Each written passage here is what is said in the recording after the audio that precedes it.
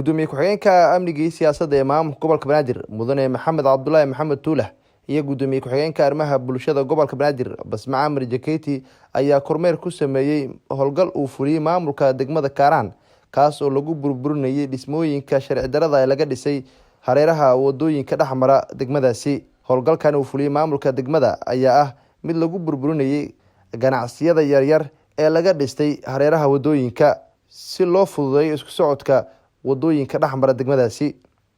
Gudoomiyaha degmada Kaaraan Abshir Kaaraan ayaa ka warbixiyay howlgalkaasi uu maamulkiisa fuliyay.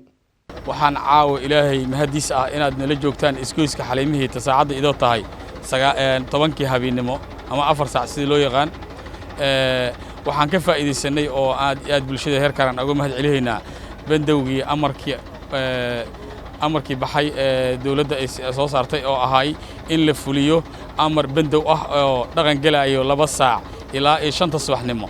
ilaahay mahadiis waa noo dhaqan galiyay haddana waa arki kartaan insha Allah taala waxa dhimanna waa dhameystireenaa. Gudoomiye ku-xigeenka arrimaha bulshada ee maamulka gobolka Banaadir Basma Camar Jaketi waxay bogaadisay howlgalkan uu fuliyay maamulka degmada. sidaad arkaysaan waxaa ka socda howl aad u baaxad weyn ah bandowgii magaalada Muqdisho ee madaxda qaranka ee ku dhawaaqeen sidaad arkaysaan bulshada siday diyaar ugu yihiin wax walba horumar ah ama caafimaadkooda ah inay qaataan.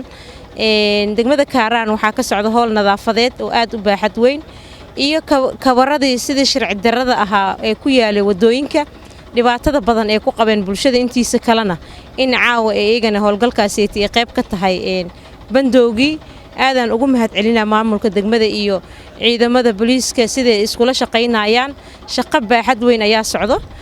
Gudoomiye ku-xigeenka amniga iyo siyaasadda ee maamulka gobolka Banaadir mudane Maxamed Cabdullaahi Maxamed Tuulah waxa uu tilmaamay in maamulka gobolka Banaadir oo kaashanaya maamulada degmooyinka gobolka Banaadir ay ka go'an tahay dib u furista wadooyinka isla markaana la burburin doono dhismooyinka sharci darrada ee laga dhisay wadada hareeraheeda. aad u mahadsantiin gudoomiye nadaafaduna meelahan degmadan ama meeshan hadda aan joogno meelaha ugu liitay ka mid ah oo ganacsiyo waaweyn oo muhiim ah waa lagu haystaa. dadka raba marka inay ku ganacsadaan qashinka dushiis kuwa ka ganacsanaya ama kuwa u imaanaya caafimaadkooda iyo sida uu noqonayana waa waxaan garan karno. degmadan marka faa'iidada ay ka heshay bandowgay ka mid tahay in amnigeedii wax badan iska bedelay oo hadda dhacdooyinkii ku soo noqon jiray aysan joogto ahayn oo ay hadda wax dhacda iyo tuugoodii yareereed iyo wixii ka dhici jiray aysan ka dhicin.